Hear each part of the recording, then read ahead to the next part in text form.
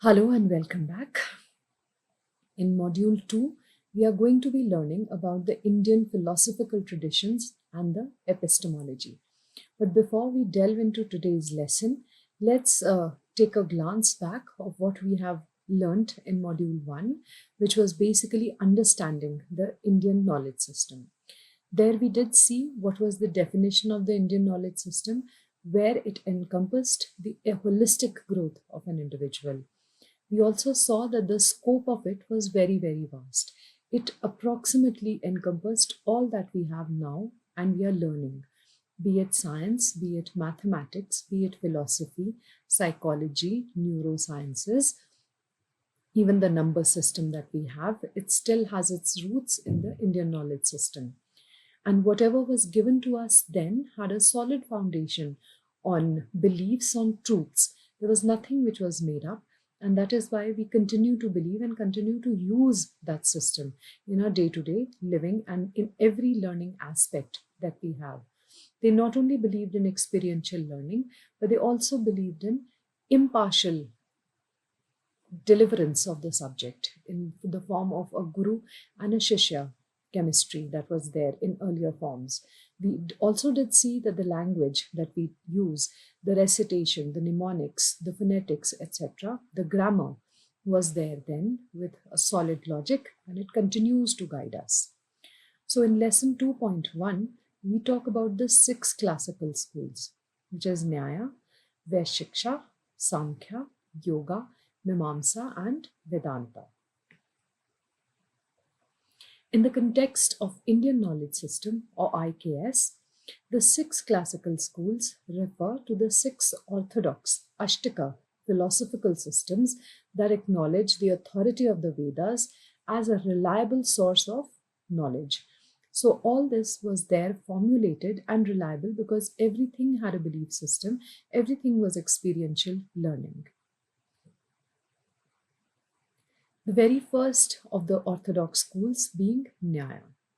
Now, the founder of the Nyaya school was sage Gautama. We'll first see who sage Gautama was. So, he was also known as Gautama Maharishi, is a revered figure in Hinduism known for his wisdom, his penance, and role in various key incidents. He is one of the 7 great sages, Saptarishis, and is mentioned in the Ramayana and Mahabharata. Gautam is also associated with the creation of the Godavari river and is known for cursing his wife Ahilya. Now, the focus of Nyaya, let's see what it focuses on. Primarily concerned with logic and epistemology, Pramana Shastra, Pramana, which means some logic, it systematically analyzes the means of valid knowledge, Pramana, such as perception, pratyaksha, inference, anumana, comparison, upama, and verbal testimony, shabda. So it all did make sense then, and it does make sense now. It is just that we use a different terminology these days. Valid knowledge, we say logic. Perception, we use it as it is. Inference, what we deduce out of the learning outcome. And comparison, that we need to compare with other learning systems also. And the verbal testimony, how authentic it was, the shabda. What was the goal then to formulate Nyaya as a school of learning? To achieve liberation through correct knowledge of reality, how authentic it was, which is attained by rigorous logical reasoning. It was logical reasoning was done then, and we do logically reason anything that we learn and we want to learn now also. It laid the foundation for systematic reasoning and debate in Indian thought. Vaisesika, the founder was sage Kannada. Now, about Acharya Kannada, also known as Kashyapa, an ancient Indian natural scientist and philosopher, so there was science and there was philosophy, formulated the theory of atoms 2500 years before John Dalton's discovery. So therein we see that the Indian knowledge system was very advanced then also. People were knowledgeable, people would read, and people would have the area required knowledge and the foundational belief system. He founded the Vaishika school of Indian philosophy that epitomized the earliest Indian physics. So, who knew physics would be there then also? But it was. He used this to explain the creation and existence of the universe by proposing an atomistic theory. So, here we see that even before John Dalton could do it, Acharya Kannada had already done it. Applying logic and realism, which made his school one of the earliest known systematic realistic ontology in human history. So, how about the focus of it? What did the focus lie on? A realistic and atomistic philosophy. It developed a theory of atomism, posting that the universe is composed of various types of irreducible eternal atoms that we still believe in, and that is the basic of physics. Goal of the entire school of learning: to understand reality through the categorization of all knowable objects into 6 categories. Now let's see what the 6 categories was. Padartha, the substance; Dravya, quality; Guna, action, that is karma; generality, samanya; particularity, vishesha; and inherence, samavya. It often complements Nyaya, providing a detailed metaphysical framework. So here we do see that both the schools, the Nyaya that we just saw and now the Vaishiksha that we are reading, are actually connected and they do derive things from each other. Yoga. And yoga is not something new. Yoga has been prevalent and yoga is ongoing. There's so much of awareness, even that the government is bringing about so much of awareness. Now, about the founder. He was Sage Patanjali, the very famous brand that we know of now, as codified in the Yoga Sutras. So, Patanjali was a sage in India who is believed to have authored a number of Sanskrit works, the most prominent of which is the Yoga Sutra, a classical yoga text dating to 200 BCE to 200 CE. So look at the tenure of the text. Though references to yoga within Hindu scripture had already long existed, it's believed they were too diverse and complex for the general public. So Patanjali created the Yoga Sutra as a way of complementing already existing techniques, teachings into a format easier to follow and understand. The yoga that we practice now has its base or its root in the ancient knowledge system, but it is much comprehensive now. It is much practical now. Why? Because it has been made easy, it has been made comprehensive for us. What was the focus then? Primarily a practical system for self-realization and mental discipline. We all need that. It shares the metaphysical framework of Samkhya, but aids a theistic element, Isvara, and emphasizes practical methods for controlling the mind, Chittavritti, Nirodha. What was the goal then, and a goal now also? To attain moksha, liberation, or Kaivalya, isolation of Purusha from Prakriti, through an 8-limbed path, Ashtanga Yoga, which includes ethical observances, postures, breath control, and meditation. So now we saw that Samakhya was interlinked to Nyaya, and now Samakhya is interlinked to yoga as well. So everything has its own interconnectedness. Samakhya. The founder of Samakhya was Sage Kapila. Now let's see who was Sage Kapila. Kapila Rishi or Kapila Muni is a renowned sage of philosophy and wisdom of the Hindu Vedic period. Kapila Rishi played a pivotal role in evolving Hindu philosophy and leading people to connect spirituality to God and goddesses.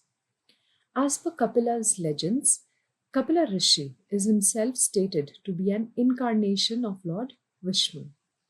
As per Brahmanand Purana, the Lord Vishnu is born as Kapilacharya. Kapila signifies in Hindu Vedic culture lies in his propounding the philosophy of Sankhya, the school of thought, how our mind develops and how our mind thinks. What was the focus? A dualistic philosophy that distinguishes between two ultimate realities. And what are the realities? Purusha, that is us, consciousness and self, and Prakriti, matter and nature, the world that we live in. It enumerates the 25 principles, the tattvas, through which Prakriti evolves, through which the environment comes into force. What was the goal? To achieve liberation by recognizing the distinction between Purusha and Prakriti, now as a whole, but yes, as two separate parties, thereby freeing consciousness from the entanglements of matter. It provides the theoretical foundation for yoga. Mimamsa or Purv Mimamsa.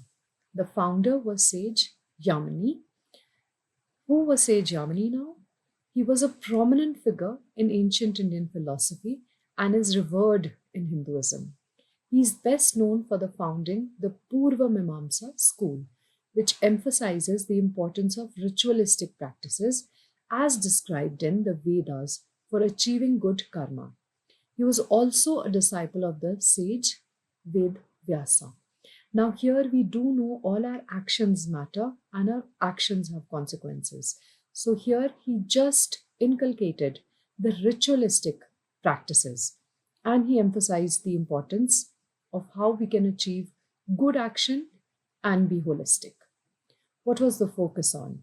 Concerned with interpretation and understanding of Vedic rituals and injunctions, it emphasizes the correct performance of Vedic duties or dharma, what we are supposed to do, as the path to spiritual merit and heavenly rewards.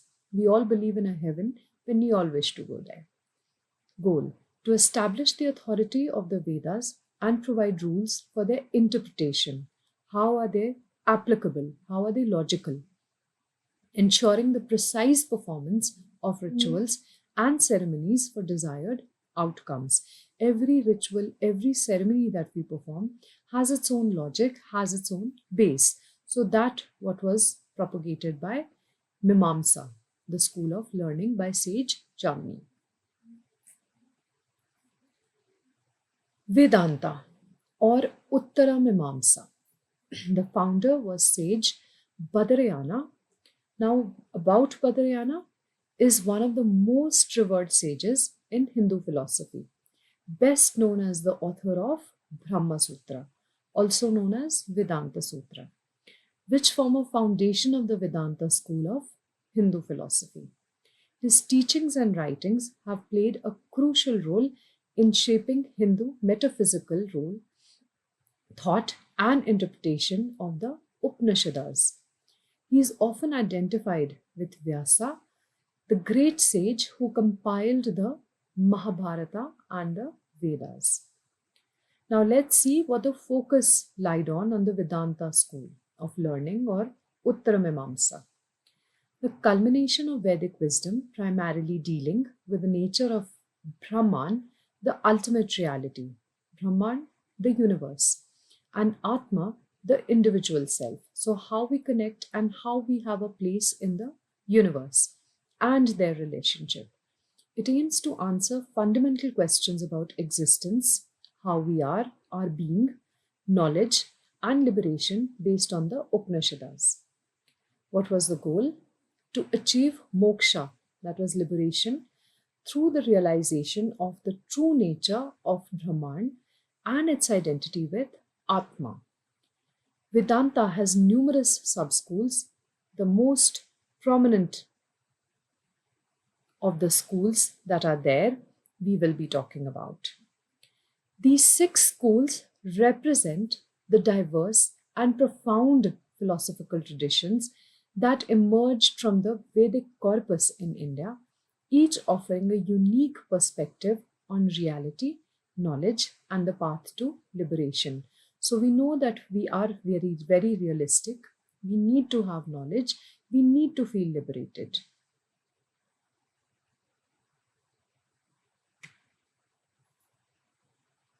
With this, we end the lesson 2.1. So here we delved into learning.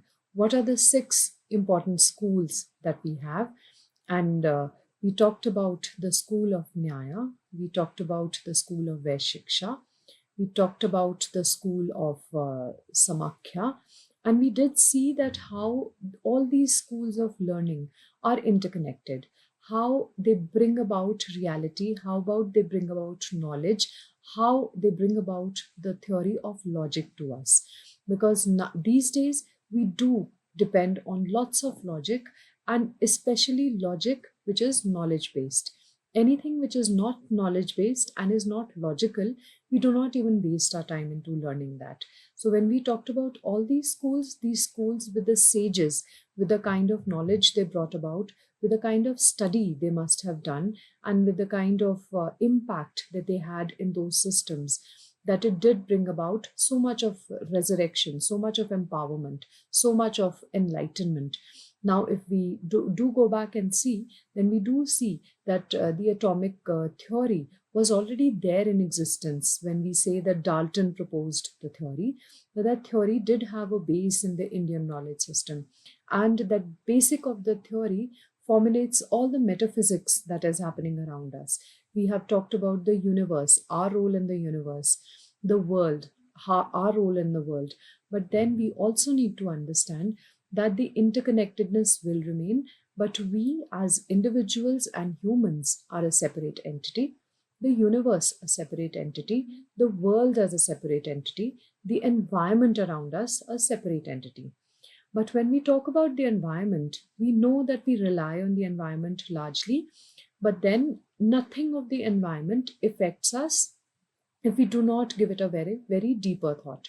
So we as human beings, need to first rely on our set of skills, our set of knowledge, our set of logic, and the base that we carry. It is only then that the interconnectedness will happen and the Indian knowledge system falls into place with a kind of knowledge, with a kind of logic that we continue to have. Thank you.